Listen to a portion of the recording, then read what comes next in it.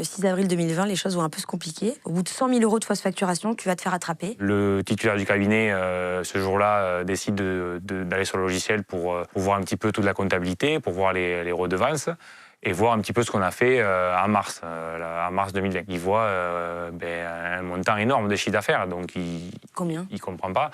Bon, il y avait 20 000 €, sûrement 20 000 €, je crois qu'il met 18 000, 20 000 €. Donc quelque chose qui ne correspond pas du tout à ce que je lui ai payé pour ce mois-là, sachant que tous les débuts de mois, donc début du mois d'avril, donc entre le 1 et le 6, il sortait la redevance. Il y avait un tel montant, donc c'était un montant, voilà, comme l'expliquait, 12 000 – 13 000 €, donc il y avait 2 000 € ou 3 000 € à lui régler. Mais moi, entre-temps, entre le moment où il me sort la redevance et le 6 avril, je fais plein de fausses facturations sur ce mois de mars. Donc on passe d'un chiffre d'affaires de 12 000 à 20 000.